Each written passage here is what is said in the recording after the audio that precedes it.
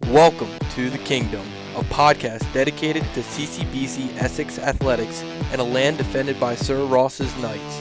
Now here's your host, Rocco Jeppy. Hello, ladies and gentlemen. Thanks for joining The Kingdom Podcast, a show dedicated to CCBC Essex Athletics. This show, we're going to talk about the teams. We'll talk about the student athletes, conference and regional topics. We're also going to have coaches and student athlete interviews. I'm your host, Rocco Jeppy. And joining me today, as he will most days, the voice of CCBC Essex Athletics. You'll hear him on our soccer games, our women's basketball games, volleyball, lacrosse, all season long. Aaron Thomas. Aaron, thanks for joining me. Oh, thank you for having me. This is an exciting start to the season. It is. Podcast number 1, and, under normal circumstances, we're going to talk about all sorts of topics, as we mentioned.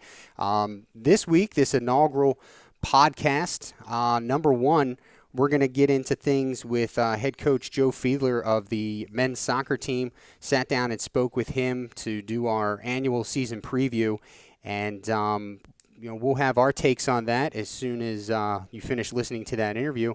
But Aaron, this is a great opportunity to kind of allow us to reach out to a different audience here. I mean, a lot of people tune in, they watch the live streams, we get a lot of traffic on social media. But I'm really excited to do this podcast. I think it's going to bring a whole nother dynamic to our athletic department. Absolutely. It's going to be a great opportunity for fans, coaches, and the players to get some insight onto the team and to be able to hear it right from the horse's mouth. That's always an exciting thing, and you're going to hear the interview with Coach Fiedler later today. But as you said, when we move on into the season, you're going to hear some interviews from the players as well, and that's a unique opportunity that has just not been available for these players before, and now we're giving them that opportunity. Yeah, it's going to be fun, I think. When we were talking and discussing this, it's kind of been a year-long process, and we finally got to a point where we had the technology, the know-how, and the talent in yourself, and we'll have other special guest stars on as the season goes along. But I'm really excited. I mean, for one, for like you said, the student athletes and the coaches. For two, I don't know about you, but outside of wanting to be a professional baseball player, when I was growing up, my dream job was to be a radio DJ. So this kind of gives me the opportunity to do that and check that box off and move forward with things. Oh, man, everyone gets to live a dream because much like yourself, I always dreamed of being able to play radio announcer, man, and I'm sure a lot of these players on the field dreamed of being soccer players, so everyone gets to live out the dream here at CCBC Essex. And I think this is really the perfect season to start this podcast too, because the Knights coming off of a really exciting season last year, 9-2 in the conference, obviously going to be looking to improve upon that. So really a lot of excitement around this Knights team coming into this season. Yeah, I would have to agree. We are going to get to that interview. Coach Fiedler sat down with him to discuss the men's soccer 2019 season.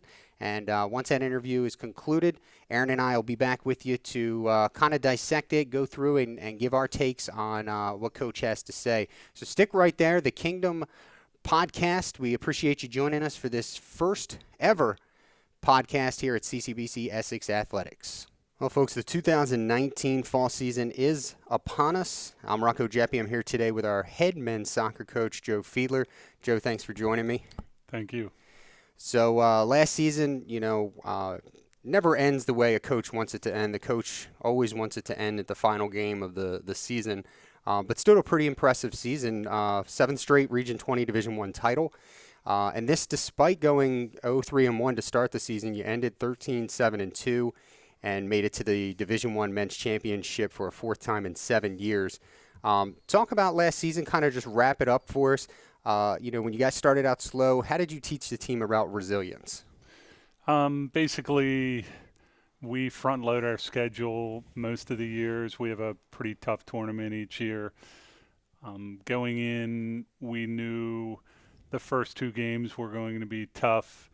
We knew we had the talent. It was just a matter of them putting their minds to it. A lot of kids come from a lot of different areas. They think they're a little better than they are. They need to work within a new framework, a new coach. new coaches, and then we try to get them to adhere to what we want. Sometimes it happens in a week. Most times it happens over the course of a season. So the goal every year is to get better each game. Sure, I'd like to go 19 or 20-0, but I'm also a realist. As long as we're getting a little better every day, I'm happy. Now talk about getting better. It's a little bit different at this level, as we've talked about, year after year. Recruiting for a 2-year program as opposed to recruiting for a 4-year program, or being at a high level in high school and having a group of kids together for 3 or 4 years.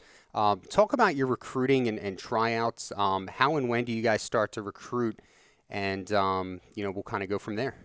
Recruiting never ends. Recruiting is 24/7, 365. I'm all over the place. I've been as far south as Richmond and as far north as New York to look at players at tournaments. I have a lot of contacts that give me leads, which I follow.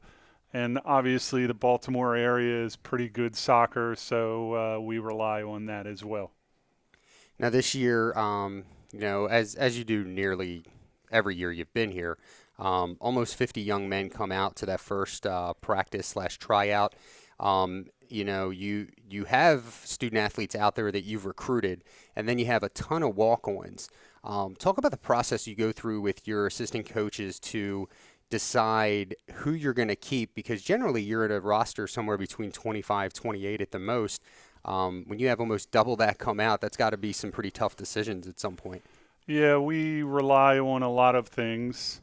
We do a lot of fitness that first week. So if they're unfit, that kind of puts them behind an 8 ball. Also, we do a lot of small-sided games, a lot of simple passing, simple drills that we like to do, and you can kind of get a feel for a kid right away. Unfortunately, when we do have 50, we have a short time to get it down to 25, and I'm not going to tell you we've made all hits. We've missed on a few kids, but for the most part, I think our record is pretty good. Do you have any idea of how many wins career you're away from your 100th win this year? No idea. I love asking coaches that, because you guys never know what your career records are. It's great.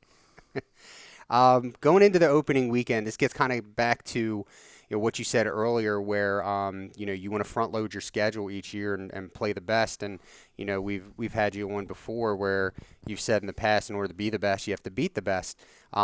So this opening weekend is not going to be anything different. You start off with a game this Saturday against number 5 ranked team Eastern Florida. They went 15-5-1 last year. Played in the National Final Four. And then game 2, there's no rest there against Harklem. They went 8-6 and pretty tough Region 19 last year. You guys tied them 2-2. Talk about those 2 opening games and how you and your team are going to prepare. Eastern Florida is one of the best programs in the country. They get kids from all over the world. The coach, Oliver 12 Trees, is an extremely good coach. They'll be prepared. They get a fair share of international players who maybe are a little bigger, faster, stronger than our guys. I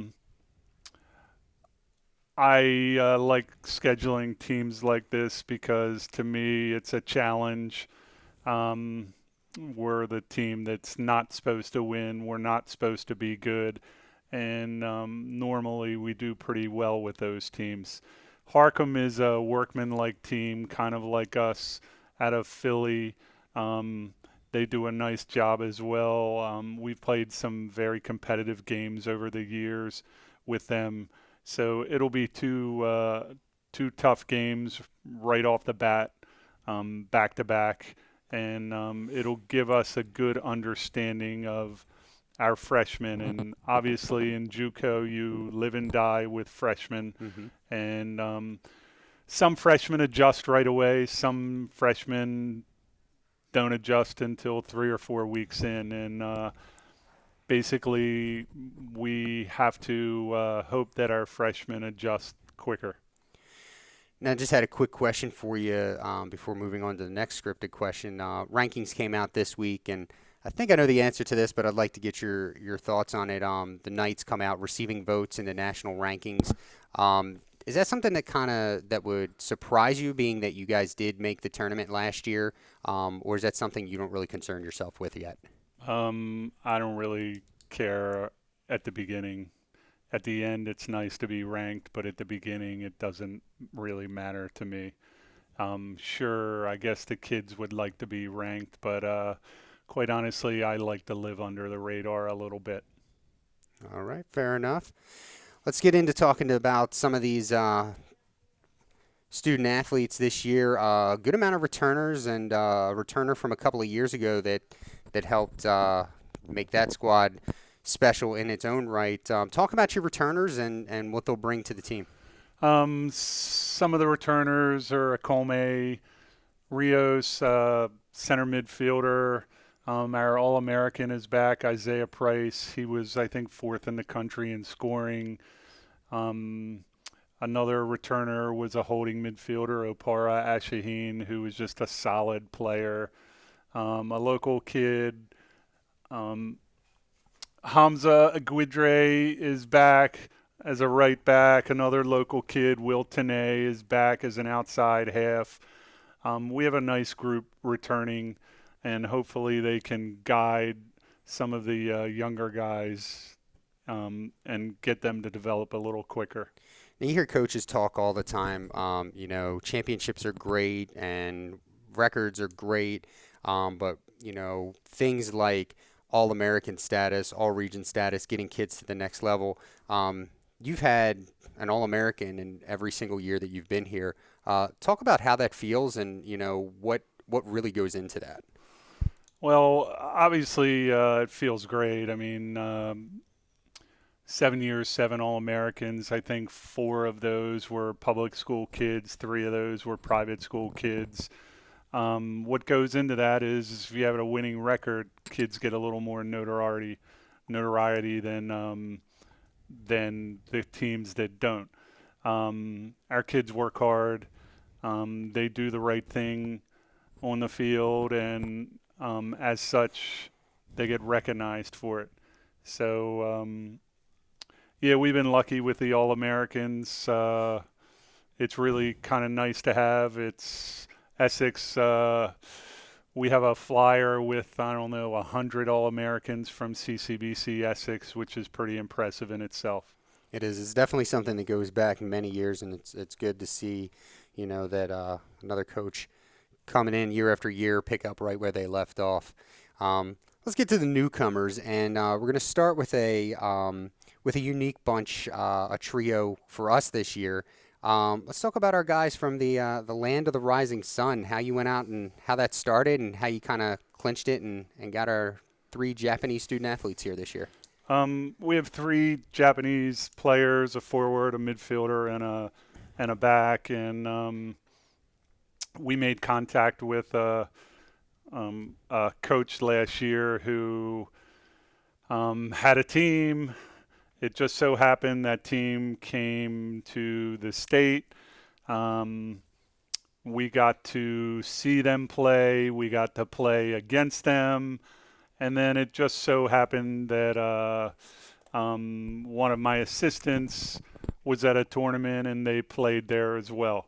So we started talking to their coach to see if they had any willingness to come to America, and between myself and the coach, we talked about a lot of different players, and we selected these 3, and so far they've been really great kids, really good soccer players, but best of all, great kids. That's awesome. It's good to know, and of course, folks, you can keep an eye on them all season long. talk about some of the other newcomers, some of the statessiders, and what you expect from them. So a couple of new kids. We have Andy Portillo, is a PG County boy who plays center midfield. It's a really nice player. Marvin Martinez, same thing. Sam Mejia, Oxa, I can't pronounce his last name, and another Sam. Those guys played on the same club team, and they're all very good players. We have another outside player, Sam Aduna, came from Northern Virginia. And there's so many new players. I should have brought a roster, but we're really happy with what we have. We're grateful for the kids that elected to come here. They work hard, and so far, so good. I'm happy with the early season progress. We just need to, again, progress each day. All right. One of the last questions I have for you here, talk about the coaching staff. I know on the men's side, you're returning one, and we've gotten a little bit of a kind of a shake-up reassignment, but let's start off with the squad here for the Essex men's soccer team. So Coach Omar has been with me for a year, but I've known him for a bunch of years. He's back as one of my assistants. Danny Maskell came over from the girls team and is now helping the boys team. He played for me at Essex my first year. And then we have a goalie coach that coaches both teams, a B.A. Jack, who played for me at Lochraven and then went to Frostburg. And he's coached many teams as well, so he's our goalie coach. It's a really good group of guys. Again, they work hard, our team works hard, and hopefully the results pay off. All right. Last question for you. Talk about your goals, the projections for this team, and how you will define success come the end of the season. Well, there's every year I kind of say the same thing. There's a bunch of goals. One goal is to win Region 20 again, and then the ultimate goal is to go to the Nationals. Once at the Nationals, you just try to do your best and move on. But they're the two biggest goals every year is Region 20. Oh, I forgot, winning Maryland JUCO is always a nice thing as well. So those three things, no order, but we would just like to continue to have success. Is there any anything to the fact that this is going to be the last year of us in Division II or Division I rather, with the creation of Division II? Is there any kind of part of you that would like to, go out with a bang, or is it just business as usual? It's kind of business as usual. I quite honestly, D1, D2, D3, it's all the same thing. The goals kind of stay constant, and that's where we are. We want to win our league. We want to win our region to go to the Nationals. Ultimately, the goal is to be successful. And a lot of that success, if you're successful in the field, a lot of the kids enjoy that success as well, because then a lot of coaches are watching you. And coaches are asking about your players, and coaches are offering different things, scholarships and such to players. And that's one of the big goals as well, to move kids on. Absolutely. All right, Coach. Well, thanks. We appreciate the update, and good luck this weekend as we open things up with the 6th Annual Knights Kickoff Classic here at CCBC Essex. There you have it. 7-time defending Region 20 Division I head coach Joe Fiedler. And don't forget to follow them on Twitter at CCBC Essex Soccer. You can follow us on Twitter and Instagram at CCBC Essex Sports. And keep tabs on the team and all of our programs at ccbcessexknights.com. We're going to send things back up to me and my broadcast partner, Aaron Thomas. All right, folks. Well, we are back, and there was my interview with head coach Joe Fiedler for the men's soccer team. Very decorated coach. He's coming into this will be his 8th season 7 seasons as the head coach, 7 regional 20 Division I championships, 85, 43, and 9 career records. 64% of the time his teams are winning. Before we get to our takes, I'll just pass on some information from the college on College Promise. With the Baltimore County and Maryland Community College Promise scholarship programs, college-ready recent high school graduates can attend CCBC full-time with the cost of tuition and fees taken care of. If you want to learn more information, get online, go to ccbcmd.edu/promise and learn more today. So, Aaron, in that interview, Coach talked about something that he has been notorious for, and that is front-loading that schedule. He wants to play the tough games. He wants to, he said to himself, get the student athletes adhered to what they're going to want. And as long as they're able to get better day in and day out, that's what he's looking for with those types of games. Yeah, it's really the opposite of how college football works nowadays, where you see in Division I college football, all the programs, they backload their schedule. And it makes for, not great viewership in the beginning of the season, but, that's not going to be the case here with this Essex Knights team this year, and it hasn't been the case in past years as well. It makes for really exciting soccer right out of the gate and an opportunity to see what your team is made of really early, which I don't know Coach Fiedler personally, but I imagine that is part of his thinking with that, is you want your team to be tested early and often, because that's what's going to, figure out if you have the men who are going to be molded by fire or broken by it. That's exactly right. And last year it wasn't an easy go at it. And last year, when they started with this schedule, he front loads it. They started 0-3-1, a very uncharacteristic start of the season for a Joe Fiedler-led team. But the team finished strong, and I asked him, what was it, and what did you talk to with your players to kind of get them over that adversity and teach them a lesson? And he basically said, look, this is what college soccer is all about. You're gonna have these types of games, you're gonna have these types of starts to the season. What's important is how you finished, and we even heard it. The finishing, when I asked him about the rankings in the beginning of the season.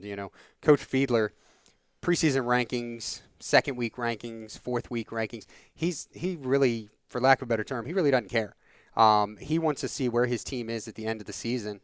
And 4 out of 7 years, his team has been at the national tournament at the end of the season, which is quite remarkable because you think about it, Division I, 12 teams from the entire nation, as far west as, I think, Arizona, to as far east as, upstate New York, and as far south as Florida are going to that tournament. It's 12 teams out of more than 100 programs that are eligible. That's quite an accomplishment to do that 4 times in 7 years. Absolutely, and that's an accomplishment that speaks for itself. But that mentality that you speak of before, I think if we polled all the great coaches, doesn't matter what sport it is or what level it is, they would all say the same thing. They are so much more concerned with how the team looks at the end of the season as opposed to how it looks in the beginning of the season. Yeah, absolutely. You got to finish strong. And he's looking to, get things started pretty quickly this year and then finish strong. We talked about it in our interview. 9 returning players, including a student athlete from 2 years ago in Javier Avatrani, who was a very important part of that 2017 team. Having him back on the team, Joe is very excited. And some of these guys that he's got coming back this year, Trevor Hoffman to shore things up on a defense, Hamza Igidre, he can play all over. The reigning All-American from the Knights last year, Isaiah Price, is back. Chris Ramirez, Will Tanay. I mean, the list just goes on and on. But then, like every JUCO team in the nation, you have that turnover, and he's got a ton of freshman talent coming in. And he didn't say it in the interview, and I haven't heard him say it publicly, but this team is arguably the most talented team that he's had in his now 8 seasons here. Wow, that's saying a lot. And like you said, and right there, that's the nature of the beast when you're coaching and playing at this JUCO level. You're going to have a freshman-heavy team every year, so you got to be on top of your game with recruiting. But it really helps when you have guys returning who know how to play the game and they know how to win at a high level. Two names that really stuck out to me from the names that you listed off there were Trevor Hoffman, who I know numerous times last year during the broadcast I've said that I felt he was the heart and soul of that Knights team. He is an anchor in the defensive line. And then also Isaiah Price. And he is a spark plug of a player. Great speed. Like you said, he was an All-American last year. Has a great opportunity to be an All-American again this year and then move on to maybe the college of his choice afterwards. Yeah, and I'm not going to give out any names, but here's the scary part. He's going to be teamed up top this year with someone that is just as good, and maybe at times one is better than the other, but they're going to push each other this year.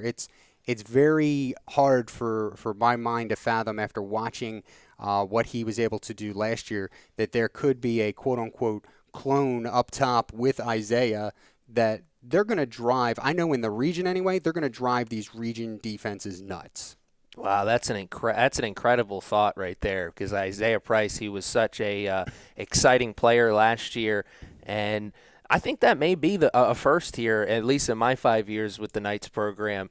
It's usually not been a thin team, but it's usually been a team that is – they have stars all around. It's not a team that is very star-heavy on the offensive side. It usually has one or two stars on the offense, one or two stars on the defense, and then a solid goalkeeper. I mean, this may be the first year where you have two legitimate top guys at that forward position. And, man, that is a luxury I'm sure Coach Fiedler is really excited about. I'm sure he is. And, he's got plans up top there, and he knows what he's going to want to do. Of course, the opening weekend here, the sixth annual Knights Kickoff Classic. We've been lucky enough to have you here for all six of them. Last year, talking with Coach, of course, didn't get started off, how he wanted it. And they're going to play one of those teams again that they played last year, and that's Eastern Florida. Eastern Florida came in here, and they took care of business against the Knights last year. They beat them 8-1, but this wasn't just your regular run-of-the-mill team that did that. In Eastern Florida, this year we have 3 international players on the team. Eastern Florida has 3 international players and the first 3 people to get off the bus. Okay, Wow. So they're very heavy internationally. However, to their credit, when you're taking players from all around the world, there's one big thing that you're going to have to do, and you're going to have to get them to play with one another, understand one another, get that chemistry going. Oliver Twelvetrees, who, in my opinion, has one of the best, if not the best, soccer names in all of NJCAA soccer. As Joe said, does a phenomenal job with that team. They went through last year, went 15-5, one tie.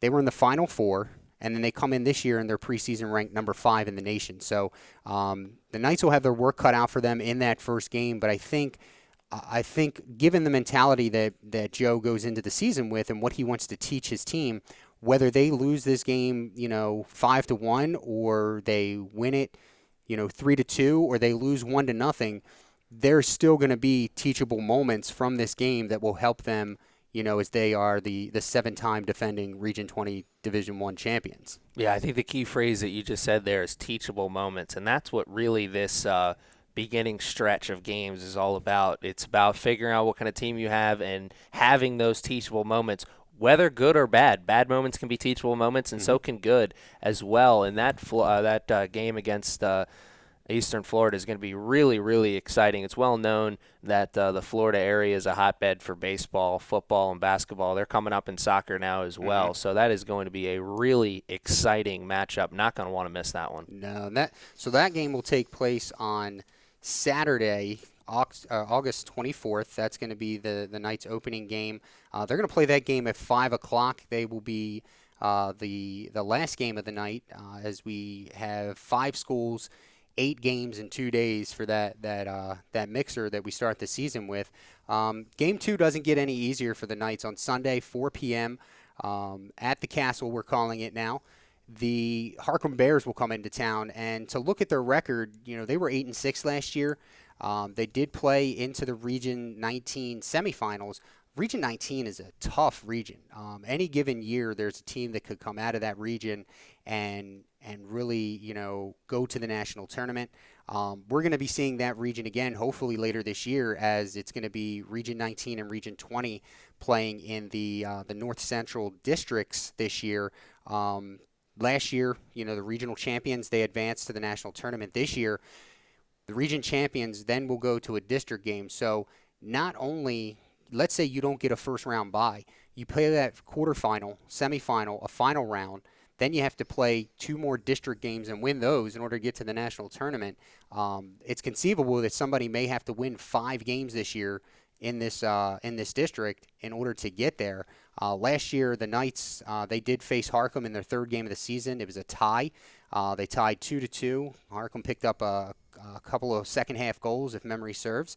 And so maybe the Knights, sophomores looking for a little bit of redemption. That was a game last year. It was, if you remember, there was a streak of games, unfortunately all of them at home, where the Knights had 2-goal leads and would end up losing those games. But this Harcum team coming in this year, I haven't talked to the sophomores in detail about it, but I would like to think that they got these 2 games, especially the Harcum game, circled to try and play a little harder, a little bit quicker this year. Yeah, that's a great point. I remember that stretch of games that they had last year, and it was a really, really tough stretch for that Knights team, and it did at one point look like that could be, the beginning of the end for that season, and it certainly was not. So I think you're right. They definitely probably have that game circled, and the sophomores probably would like to exact a little revenge. Yeah, you want to come out strong, you want to finish strong, and last year Knights did not win a game in their first 4 games, 0-3-1. Went down the stretch 13-4-1, and ended the regular season on a 4-game winning streak. Went in, defeated Hagerstown in the first round of the regionals, and then took care of Frederick, got their revenge against Frederick. That game actually ended up being a shootout, as they were tied after regulation and overtime. And one of the funniest moments in my time here have always been these shootout games, and you'll know it. Sometimes you may not see it, but being where you're at in the broadcast and so forth. But 2 years ago, the semifinal and the final for the Knights were penalty kick shootouts. Last year, the semifinal game against Frederick was a shootout that they won, and Coach Fiedler didn't see a single kick. He cannot watch the shootouts. He will turn his back to it, watch his coaches, listen to the reactions. Cannot watch a penalty kick shootout. I don't blame him. It's you have moments like that in sports. I'm sure there's plenty of football fans out there who don't like to watch their team go for the game-winning field goal. So it's very similar to that. I don't blame them. Those are pressure-packed moments. So when we're going to step away for just a second here. When we get back, we're going to talk recruiting and tryouts and give you a number that you may not believe. And this is an annual number. This is how many people show out for tryout day for the CCBC Essex Knights men's soccer program. I'm Rocco Geppi alongside Aaron Thomas. We'll be back after this message. Folks, today's world is stressful. Let Mindful You Yoga lessen your anxiety. Located in historic Dundalk, Maryland, Mindful You Yoga Studio guides its students on their journey through life. Our mindful approach to yoga will transform you in a physical, mental, and emotional way. Our amazing, unique teachers allow for a variety of life-altering classes. Visit us at mindfulyouyoga.com and follow us on Facebook at Mindful You Yoga Studio. All right, so I'm Rocco Geppi back here with Aaron Thomas. And Aaron, before we went to break, talking recruiting and tryouts. So this year, Coach Fiedler opened up tryouts, and, of course he goes out and he recruits, but he's going to usually have a team anywhere between 25 and 28 student athletes. And so he goes out, he does his recruiting, and then they'll have tryouts. They'll have a ton of walk-ons. To say a ton of walk-ons is probably an understatement. He had nearly 50 student athletes on the field day one to try out for this team. That's amazing. It really speaks to the popularity of soccer in this community. It is such a popular game. Everyone thinks Baltimore, they think lacrosse, but soccer is right up there in popularity with lacrosse. Yeah, I agree. And, I asked Coach, how do you make the decision on who to keep? Obviously, you may have on a given year 15 to 20 guys signed to letters of intent, but the competition is so good that I remember, I want to say it was 3 years ago, he actually had to make just a crazy decision. It was a not a decision that he would want to make, but there was a spot left, and he actually had to make the tough decision to not keep someone that was originally signed to a letter of intent.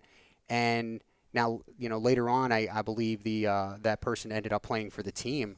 But those are the types of challenges you have when you have such a successful program and such a rich history of doing things the right way. And, he has sent numerous players, student athletes, to Division I, Division II, Division III schools. Whether you're talking about somebody like Jake Dengler, who we saw a couple of years ago, they come through and they stop in for a year, to help with their eligibility. And then they leave to go play elsewhere. And he's actually at UConn this year. He left here, went to play at Loyola, and then he transferred to UConn. This program is something special, and Joe does it the right way every year, which I think is just a testament to their philosophies. I asked him about what is your recruiting plan, and when does it start, and he said, well, recruiting is 365 days a year, 7 days a week, 24 hours. Recruiting never stops. Yeah, absolutely. It never stops. And that's one of those things that the casual fan, even myself as someone who's involved with the program, I would have never thought of that. I just would have never thought that you'd have to be in that kind of a difficult situation really all the time where you have so many guys who want to be a part of this program. And that's when you spoke about Coach Fiedler sending guys on to D1 and D2 programs, that's not a secret. These guys know that, and it's part of the reason why guys want to come here and play at this level. If you're on the cusp of being good enough to play at that level, you come to CCBC, Coach Fiedler is going to help make you better. CCBC Essex, excuse me. And it's the same thing, if you're already at that level and you're on the borderline of making that team or not making that team, you come here and play for Coach Fiedler, and if you put every effort, or you put all the effort in, he's going to help make you a better player. And the players like that. The players know that, and that's what it attracts them to come to this program. It is. It's a very very much a breath of fresh air when you have a program like that, and we assist and we support them in every way that we can. But to know that you have this coach that's out there doing this type of job, and look. Coach Fiedler, he spent many years at the high school level as the head coach for the boys varsity program at Loch Raven, and they did great in county regionals and counties and things of that nature. But I think for me, one of the more impressive parts of his time here is that when you're coaching for a public school, you're not recruiting. I mean, there's a very tiny bit of recruiting that goes on because most high schools in Baltimore County are magnet programs. So, technically there could be something that goes on there. I mean, they have rules that prohibit certain things about recruiting.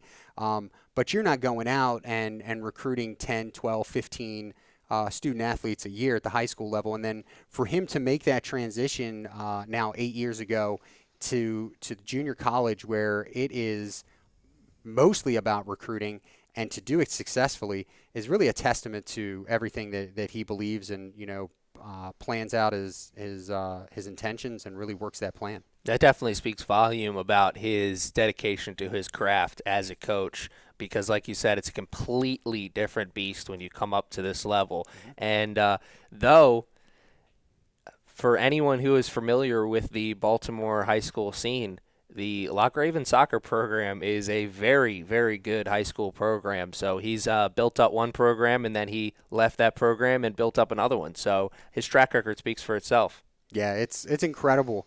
And this year, one of the kind of the newest chapter in Knights men's soccer is his ability to go international. We talked about it in the interview. 3 newcomers to this team coming here from the land of the rising sun, which started out with an exhibition game and a conversation last year. One of his assistants had a mutual friend with a high-level Japanese club program, and they do annual quote-unquote barnstorming tours here in the States. The year before last, they were on the West Coast and stopped off and played some games in Seattle. And last year they were on the East Coast, and they stopped here and they played us as a scrimmage in late August. I think it was about this time last year, and got some interest, started talking to the coach. Their players played some other friendlies in the States, started talking with our coaches again, and 3 young men really had interest in coming to the United States to play, and those are Zago Adachi, Kota. I'm totally going to mess up your name, Kota. I tried to write it out as phonetically possible as I could, so please forgive me. Kota Tazushiwazawa and Rin Yasui, all here in the States. I've had a chance to work with these young men over the past couple of weeks, having to take them around campus, and let me tell you, I don't necessarily have a laundry list of good things to say about Google, but Google Translator has been very helpful so far this semester in communicating with these young men. This is something that's brand new for Coach Fiedler and the Knights, and to talk to him about it, he seems really excited, and not only just to have them, but they're quality players. They're not just internationals that are going to be the first or second or third guy off the bench. You know, these guys are quality players, and he's really excited to have them here. Yeah, this certainly is not a gimmick to get the YouTube numbers up in their home country. That's for sure. These are guys who are going to come in here and help the program and help take the program to the next level. And I wonder how the other student athletes are going to react to that. I'm sure, everything's all great right now. But let's say that the team goes through the early season struggles like they had before. Is it all still great then? Is it? It's going to be interesting because it's definitely a new dynamic to the program that has not been there before. Oh yeah, it's going to be interesting. And looking at, I was trying to pull the exact number here, but last year the game in which we played against the Japanese club team, we had over 1,000 views on that game, which is still, I believe, in the top 5 of our all-time video analytics. I mean, it was so many people, and I think one of the cool things for me anyway, because I'm a statistics and analytics nerd, is to look at those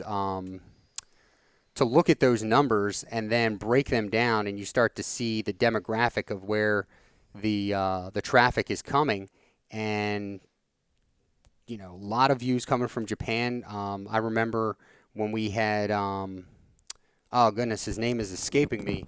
We had the young man a few years ago, I want to say it was 4 seasons ago, that was, his hometown was Madrid, Spain. And he came here, started high school at John Carroll, and he played for us for 2 years. And then to look at those numbers that were coming up from Spain, and you remember the lacrosse games, and Guillermo Almiral, that's who it was.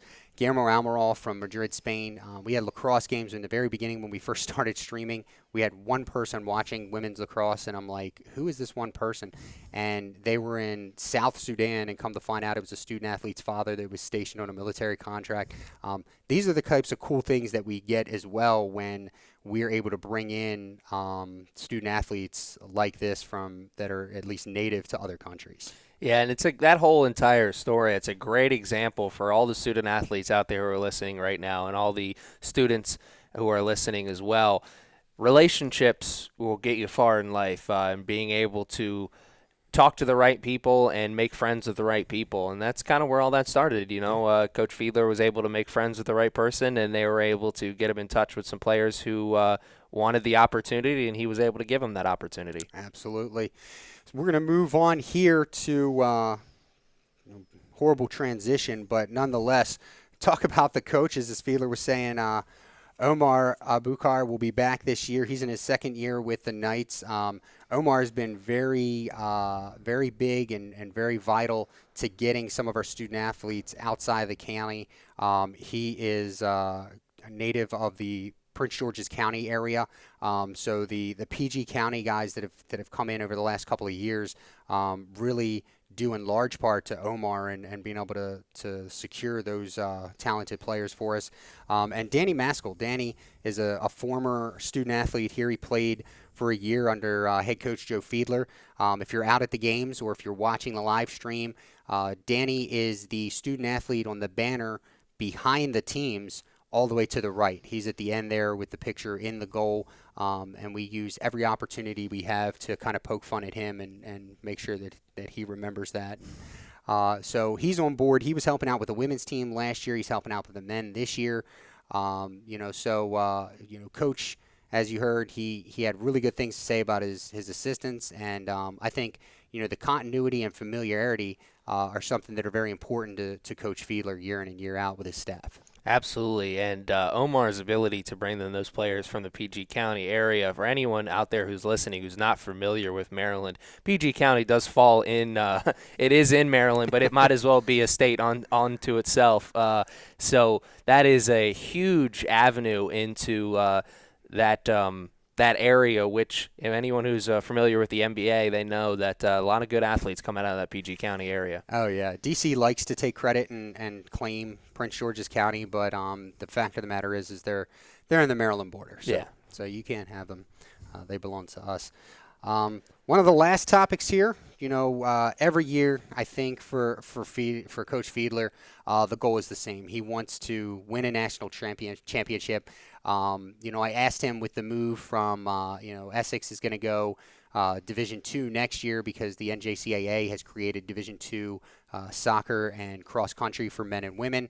For those that don't know, CCBC as an institution is a Division II institution, except for where it is not available. And up until now, Division II has not been available in soccer from men or women. So next year, the Knights will be Division II in soccer. And I asked him, is there a certain want to kind of go out with a bang or anything like that? And for Coach Fiedler, he says, no, it's business as usual. Yeah, I can't imagine he's a very sentimental person in terms of we got to win this just because it's our last year. I think he wants to win it every single time, and that's part of what makes him such a successful coach at this level. Yeah, and he's looking for the same things this year. He wants to win the conference. The conference, for folks that don't know, the Maryland JUCO Conference is comprised of Division I, Division III currently, and next year it'll be Division I, II, and III schools within the Maryland JUCO Conference. So you can win your region, as the Knights have for 7 straight years, and I believe if memory serves, Joe's won the conference 3 years. So just because you win the region doesn't mean you're winning the conference. But for Coach Fiedler, winning the conference is just as important as winning the region, because there are extremely talented teams that are in your conference that you may not necessarily see in the regional tournament because they're in a different division. But that conference championship is just as important. I know we're getting close to wrapping up here, so I just wanted to add this last little piece here. For anyone out there listening, I really want to encourage you to come out. I certainly appreciate you listening to the games and watching the games on YouTube, but if you come to any games this season, make sure it's that first opening mixer that goes on this weekend, the 24th and 25th. It's one of the most exciting things that you're going to be able to see and be a part of at this level of soccer. Not only are you going to be able to see the Knights twice, but you're also going to be able to see a lot of other teams that you normally wouldn't see. It's just a great opportunity and a great atmosphere.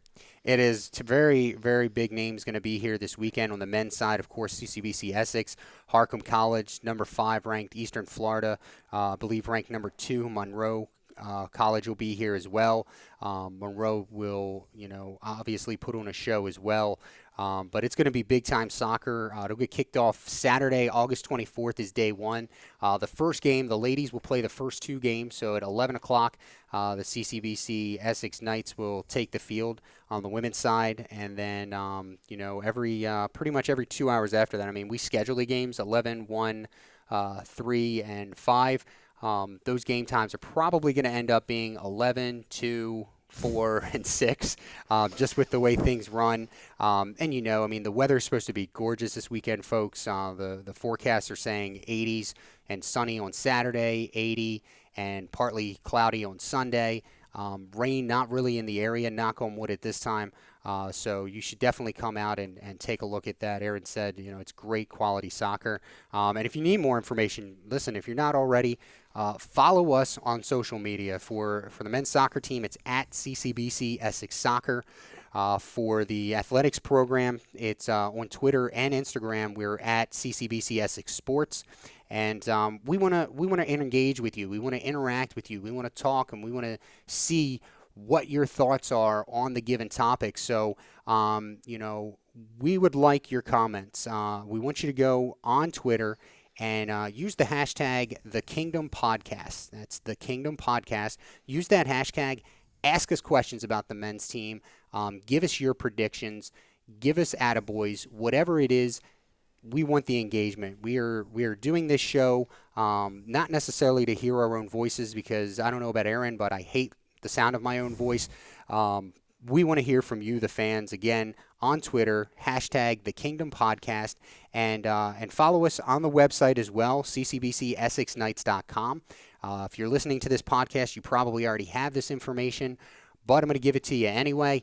Follow us on YouTube, youtube.com/CCBC Essex Knights. Subscribe to the channel. Make sure you click that button to be notified when we upload new videos, because not only will it notify you for new videos, it will notify you every single time we go live for our games. So make sure you're clicking that. Share the heck out of this thing, and listen, we'll take collective criticism. We'll take constructive criticism. We'll take it. Let us know what you want to hear on this podcast, what you don't want to hear. Use the same hashtag, #TheKingdomPodcast. We would love to hear from you. Hey, use that Kingdom Podcast hashtag on Twitter, and also leave your comments in the comment section on YouTube. And, hey, if your question is good, maybe you'll hear your question asked to one of the coaches or the players. All right. Well, I think that is it. We've come to the end of podcast number 1. The next podcast episode currently scheduled is going to be our take on head coach Joe Fiedler's women's soccer preview interview. So make sure you tune back in for that. Aaron, I thank you as always for being here and doing this with me. It's this is a new chapter for us, and appreciate you could be on the ride with us. Glad to be a part of it. All right, folks. We'll see you next time. For Aaron Thomas, I'm Rocco Jeppe. So long.